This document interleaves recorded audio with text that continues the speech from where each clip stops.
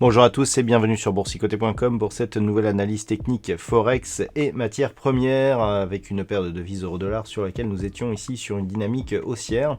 Une évolution qui se faisait la plupart du temps au-dessus de la moyenne mobile 20 exponentielle sur cette unité de temps 4 heures. On avait observé ici un franchissement de la zone des 1.2110. On avait d'ailleurs validé le fait que cette zone ici était en train de devenir un support après avoir été résistance, et puis aujourd'hui eh bien, on a invalidé cette configuration puisque avec cette phase ici de cassure on est revenu sur la moyenne mobile 20 exponentielle, on a accéléré, on est même venu aussi au contact, un contact appuyé ici sur la bande de Bollinger inférieure. Donc clairement on est ici sur une configuration de retournement de tendance avec comme objectif un retour possible et rapide ici sur la zone des 1.20.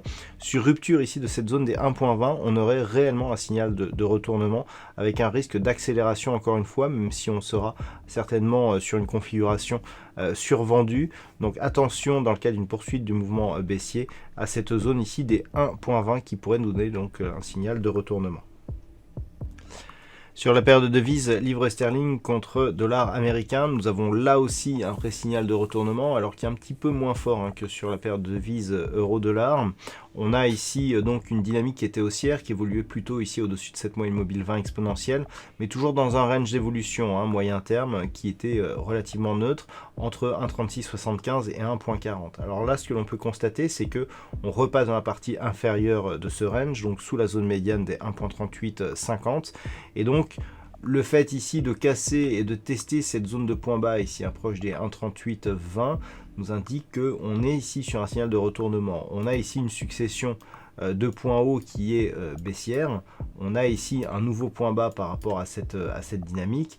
Eh bien, on devrait on devrait en tout cas continuer sur la baisse, et donc désormais on attend un possible retour ici sur la zone des 1.3675. Malgré tout, d'un point de vue global, ça ne change pas grand chose sur cette paire de devises, puisque depuis que nous sommes sortis ici de cette dynamique haussière, eh bien la paire de devises consolide ici entre ces deux niveaux, 1.3675 à 1.40, et même avec de forts mouvements, tant que l'on reste à l'intérieur de cette zone, eh bien on sera toujours dans une phase de neutralisation de cette dynamique qui reste d'un point de vue moyen terme toujours haussière depuis son inscription ici sur cette zone supérieure à 1.42.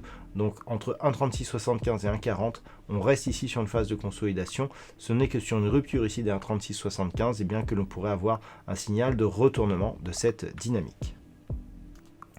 Sur l'or, nous sommes toujours ici dans une configuration qui s'est nettement neutralisée. On est passé ici d'une tentative de rupture ici de la zone des 1800 $ l'once à une phase de range ici entre 1786 et 1760. Hier, on avait observé ici le test de cette zone des 1760. Ce qui s'est passé depuis, c'est qu'on est revenu ici sur des niveaux un peu plus moyens, mais toujours sous la moyenne mobile 20 exponentielle. Donc on peut voir d'ailleurs que cette moyenne mobile agirait plutôt comme une résistance. Malgré tout, on a des indicateurs ici qui se retournent. Donc tant que l'on reste sous cette moyenne mobile 20 exponentielle, globalement, on reste ici sur un risque plutôt baissier, mais qui ne serait confirmé que sur une rupture ici de cette zone des 1760 $ l'once. Si les cours valident ici une rupture haussière de cette moyenne mobile, eh bien on restera donc dans ce range entre 1760 et 1786, mais sans priorité baissière, c'est-à-dire qu'on sera ici dans un mouvement un peu plus aléatoire.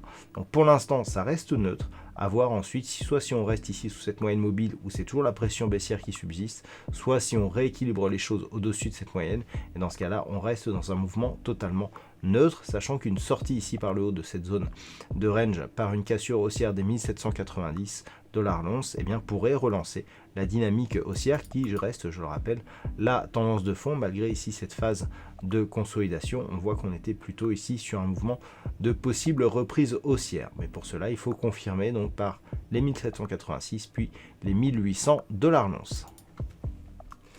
Et puis enfin, sur le WTI, eh bien, nous sommes toujours ici dans une dynamique plutôt haussière, et ce depuis la rupture ici des 61 $ le baril. Donc nous avons connu ici une accélération suite à laquelle eh bien, on est revenu chercher la moyenne mobile 20 exponentielle. Donc on a potentiellement ici une possible porte d'entrée ici pour capter justement la possible poursuite de ce mouvement, puisqu'on a impulsion sur la bolle supérieure, puis retour sur la moyenne mobile 20 exponentielle. L'objectif reste ici une poursuite en direction des 66,50 $ le baril et le niveau d'invalidation ici sous la zone des 61 $ le baril, sachant que déjà si on revient ici sur la bande de Bollinger inférieure, eh bien cela nous montrera que nous sommes sur au moins un affaiblissement ici de cette dynamique. Donc pour l'instant ça reste haussier, on surveillera ici une éventuelle rupture de la zone des 63,50, mais l'objectif reste orienté en direction des 66,50 $ le baril. Voilà donc ce que l'on peut dire sur cette analyse technique Forex et matières premières. Je vous souhaite un bon week-end et on se retrouve dès la semaine prochaine pour d'autres analyses techniques, toujours sur le site boursicoté.com.